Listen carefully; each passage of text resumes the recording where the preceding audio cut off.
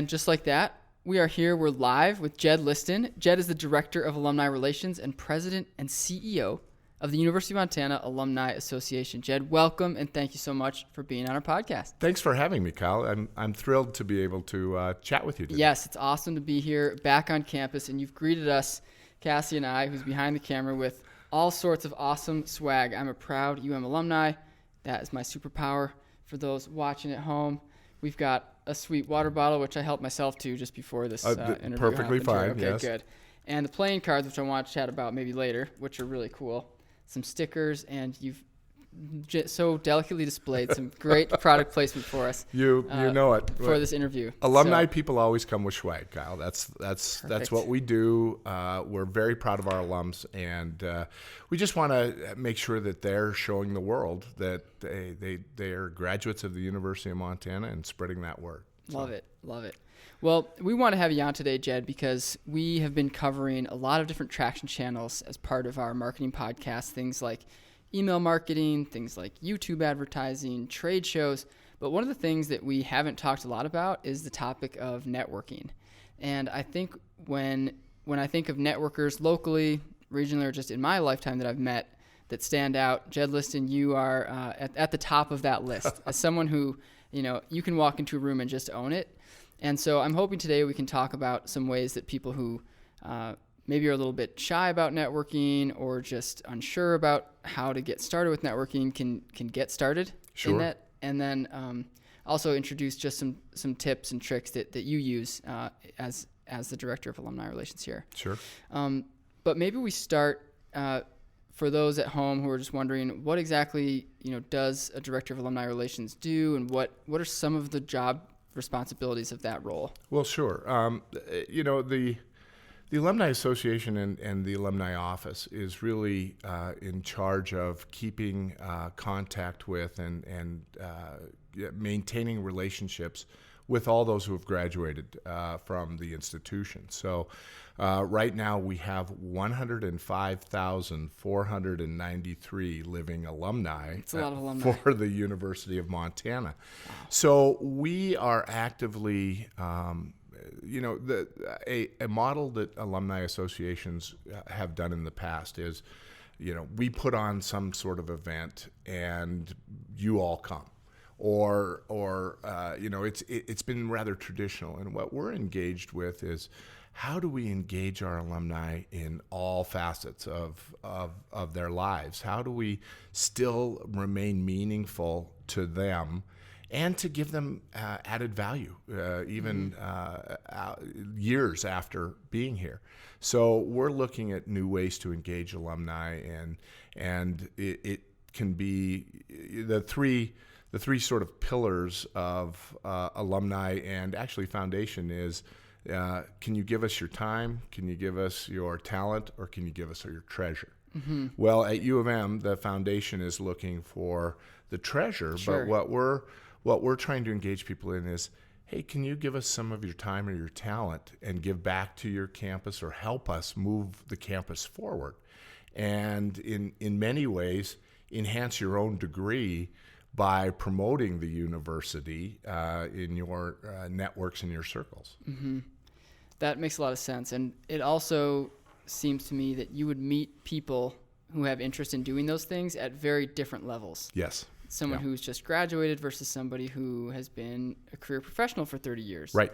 Versus somebody that is in the winter of their life and they're, wanting to give back. Right.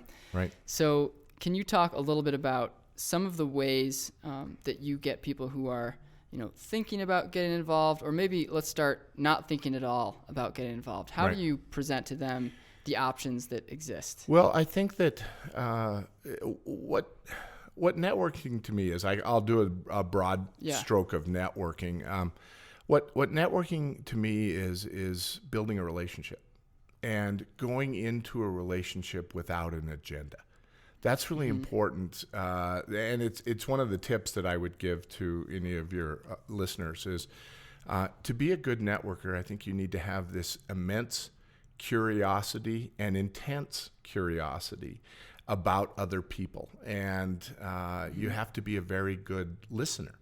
So often when we're approaching alumni or other folks, we open up by asking them questions.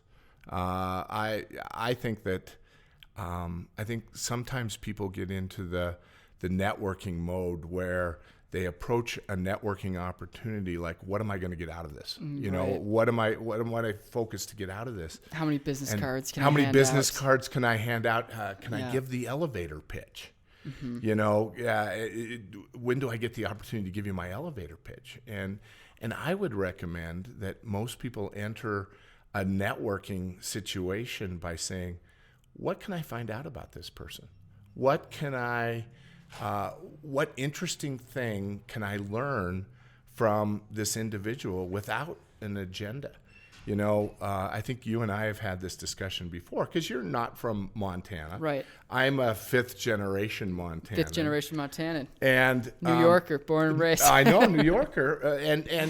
But you've discovered that Montanans are natural networkers. And I used to tell, when I was in admissions, I used to tell prospective students, now you have to know something a little bit about Montana culture.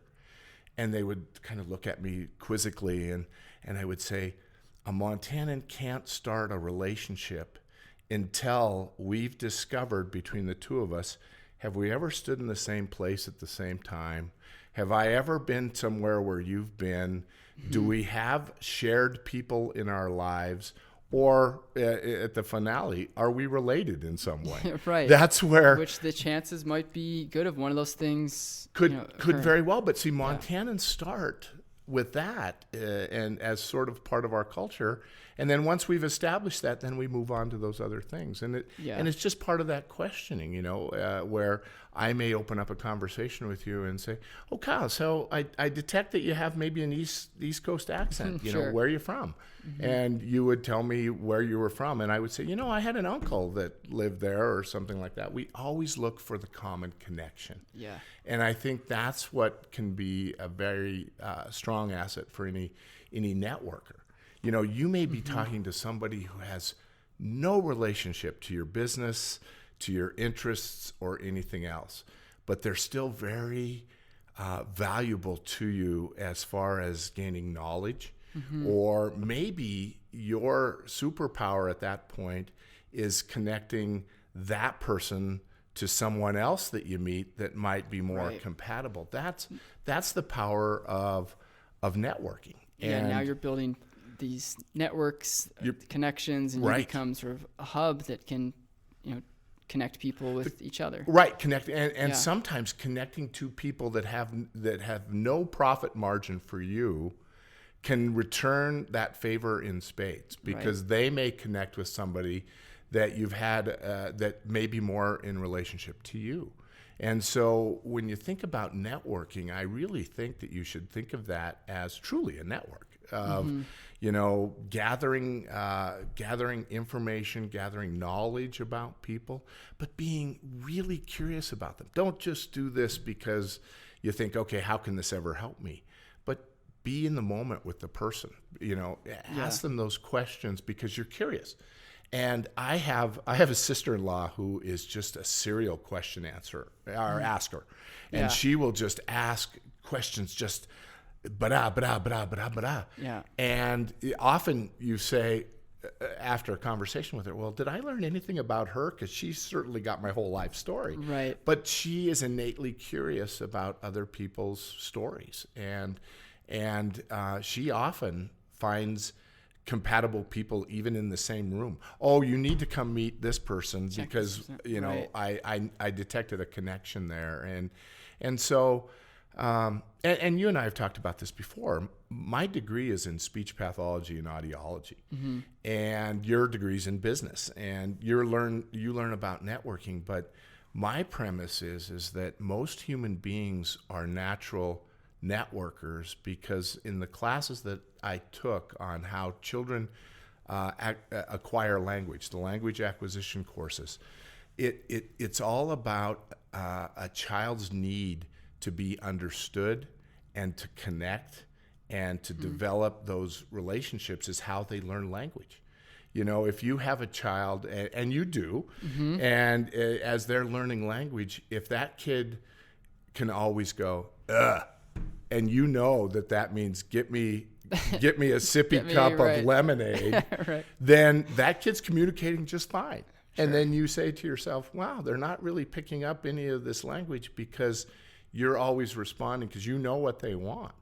But in language acquisition, they're essentially learning how to get what they want, but also how to connect with you as the most significant person in their lives, and that's through language. And I think networking's a little bit like that as well, is that if you take that opportunity to get to know people. And when we talk about alumni, I am so curious about people's stories.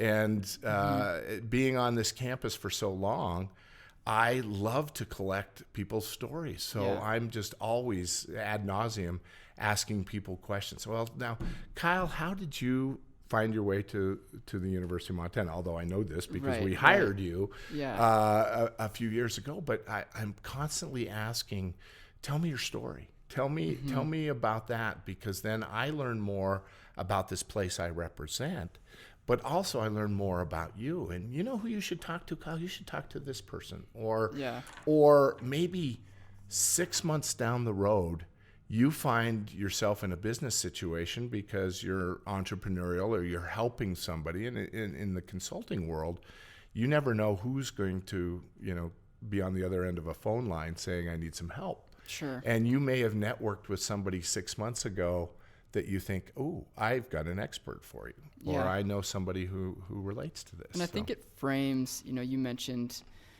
curiosity. I think in general, when you're curious about somebody, the things that you learn about them can be extremely powerful and impact, the work that you're doing, whether directly or indirectly. That, okay, here's somebody that, you met at the Portland alumni chapter, and there you are, and you have this commonality immediately, right? That's a benefit of walking into a room of people wearing the maroon and silver. That's and right. Okay, hey, we speak the same language here when it comes to go Grizz, but maybe they're telling their story that is much different than somebody else. Like maybe they've never been to a football game, and they, here they are at the alumni chapter. Like, how did that work? How did you find this chapter?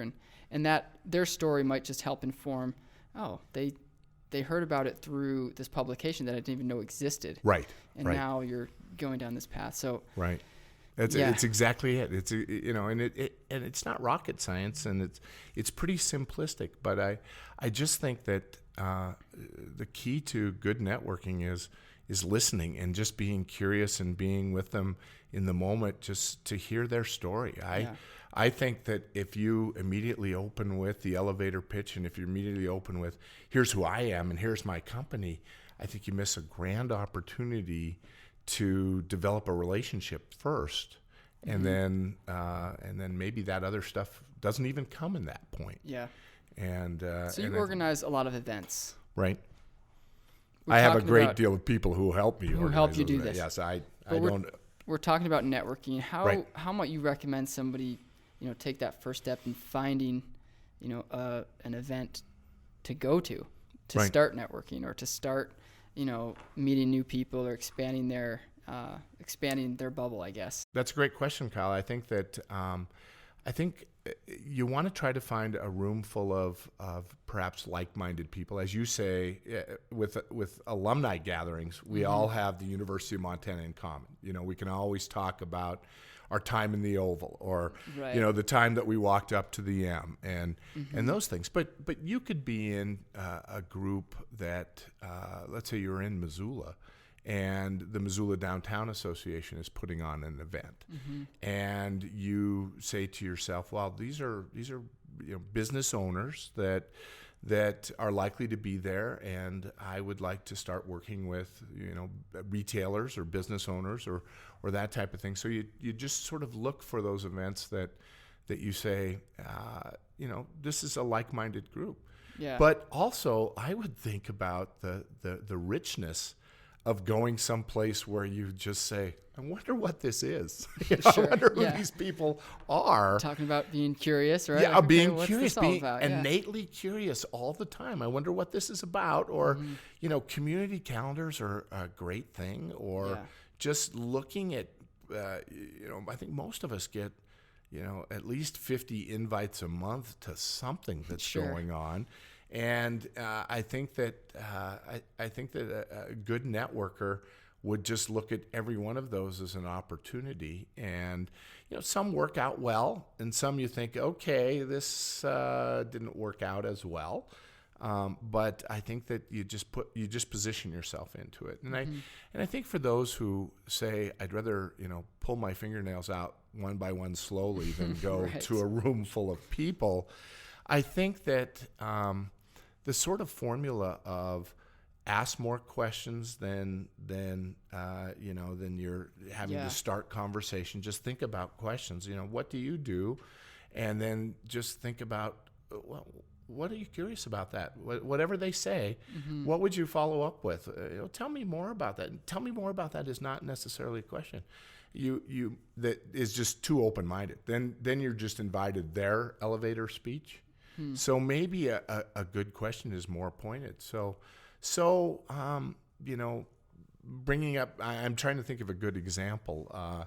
Maybe you meet somebody who is a real estate person, and you would ask them a question that you would seem somewhat informed about, like, so what is your take on the market? Is the market doing well or not? And these are prices here are crazy, right? What's the story or something like that. But just try to not make it the general open-end questions, but try to think, what would you be most curious about and you can develop this kind of skill of doing it where, instead of tell me more about that, it's like, tell me about this aspect of that. Yeah, and it takes practice. It does take practice. You're not going to walk in and be a pro day one. Practice on your relatives. Practice on your significant Thanksgiving other. is coming up, right? Yeah, that's right. Gather around the table and just practice asking them questions about things that are going on in their lives, and trying to formulate questions that immediately tells them, oh, this guy's interested, or this guy is connecting with me a little bit more than, just tell me more about that. Yeah, I think you're spot on. I think asking questions and being curious, it gets people to just open up and say, it's a rich conversation, which is great. And I think any conversation that you leave with, that you've learned something, you've connected with another human being, it is a rich conversation. And I think people will say, oh God, I didn't give out a single business card, as you mentioned earlier. But I think if you left a room with that many rich conversations, you'd be surprised how many people will give you a call. Hey, I met you at this gathering, and I've been thinking more about that, and I have somebody that you should probably meet, or I, and you just. We talk a little bit about branding. Yeah. And I think in Montana, people see through that really easily. Right. If it's just how many business cards can I hand out, they want to know, are you authentic? And in Montana, it's a word does spread. Like quality, if you do quality work or whatever industry or business you're in, that will be known. And so it's almost like your network just becomes more of a sounding board for, hey, I want to hear your ideas. I want to run some ideas by you, and less of how can you help me and how can I help you grow business versus let's just get better. Let's just improve in every way. Right. Right. I agree. I think that, and I think you've captured Montana a bit there too.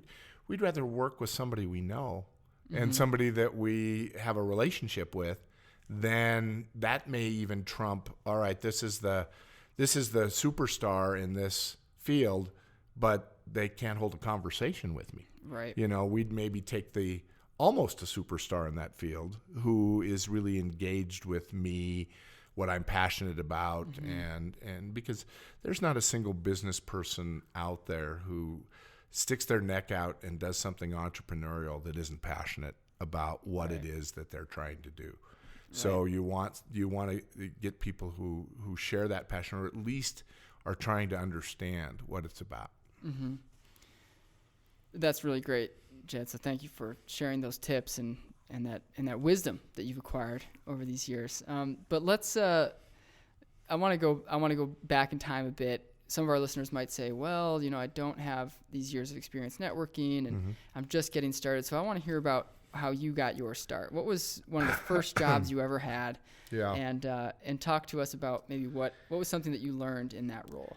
Okay. Well, this goes back a lot of years, Kyle. I don't know if I can think back that far, but one of the first jobs I had was I was the tour guide, the summer tour guide at the original governor's mansion in Helena. Oh, wow. And so there was like three of us, the docents of this, that we would go to work in the morning, and there would be 6 tours during the day, and we'd each take one.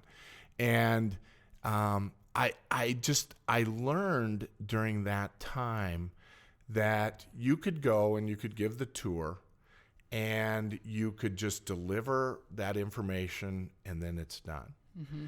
But these people that signed on for that tour, they were curious about this. They wanted to get the information, but they also wanted to know a little bit about, because many of them were tourists and many of them were from out of state. They want to know a little bit about you too.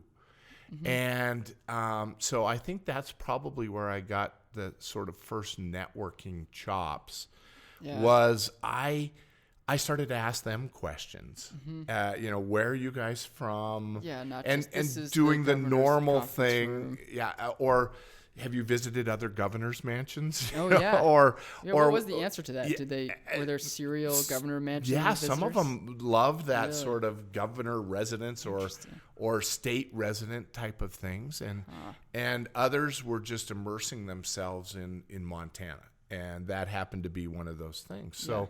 So at that point, I think I honed my curiosity for, because I was born, raised in Helena. I hadn't done a whole lot of traveling or anything like that, and I was just starting college, and so I think that it brought a little bit of the world to me.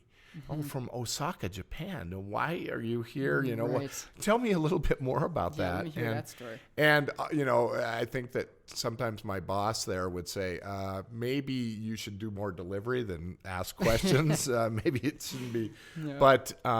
But that sort of started it. And then flash forward a little bit, I became a recruiter here at the University of Montana. I started in admissions, and I found that as I traveled all over Montana and talked to students and talked to counselors, I really, I wanted to ask them about their lives and what was going on there. And I would do some prep work. I would look in the newspapers. I mean, this is pre-internet days. That's how old I am. But I would look in the newspapers about, I'd be going to Columbus, Montana, and I would look in the newspapers, and the library here had, would get the state newspapers, and I could see how their teams were doing. I could see if the high school was in the paper for anything, and then I would ask them questions about that. So tell me about this, and so they felt like, wow, there's somebody from the university who is interested in my community, because in many communities that's their whole world. The high school basketball game is their whole world. And I would say, wow, that was a tough game against Miles City last weekend. How was everybody after that game? Should I offer up sympathy while I'm driving through town? Skip this high school visit? This time? I was a Helena kid, but I started to learn quickly about ranch life and things that they were going in. So I would start coming in saying, okay, how's this year's harvest? How are we doing? Yeah. And people would take a step back and say, okay, you're from the University of Montana, you're interested in my harvest? Right. But and it wasn't manipulative. It was just I was curious about their lives there and what was important to them. And in some respects, as I became more of a marketer, more of a person who was developing materials for the university, I used all of that to say, this will play in Plevna. or Sure. this will be something that they might be able to, relate to. Yeah. Because I was just, again, innately curious about their lives. And It was years of data points it kind of was. that you had. No Excel sheet could kick out a formula that says. Or it just hones your gut instinct, perhaps. Right. But it was. I think it was useful. But I was feeding again my own curiosity, and I, of course, you hope that they would say, "This is my school." But I also believed, and I used to tell my recruiters this too, is if you run across somebody where we don't match, we don't have their major, we don't have anything like that, then maybe we should be the stewards of helping them find it. Yeah. So. Yeah, that was always something you taught me. And I don't know if I mentioned that, but Jed was one of my early mentors here at the university. So thanks for all that encouragement and support. You were one of the best, Kyle. Hey, what do you know? But so, I guess, again, going back to if you're just starting this out, just talk to people. I mean, and people are, I think you have a lot of people who are shy or introverted. But if you go into it and don't put the pressure on yourself to say, okay, what's going to be my outcome? And if you make your only outcome, what can I learn about this person, or how can I advance my own humanity after this conversation? It makes it easier. Yeah. And I know that sounds a little esoteric, but I think sense. when you talk to a lot of people, you gain a lot of data. You really do. Mm-hmm. Jed, this has been really enlightening for those out there that are thinking, how the heck do I get started with networking? It sounds like business students could benefit from some speech pathology courses. I don't know about that. We should have that conversation. Yeah, we could, but and practice. That's what I would tell people. Get in your reps and. Yep. It's a practice skill, and you may never ever get comfortable with it, but if you just keep trying, you'll get better at it. Yeah, Jed, thank you very much, and that's a great episode here of Cutting Through the Noise, so thanks again. You bet, Kyle. My pleasure.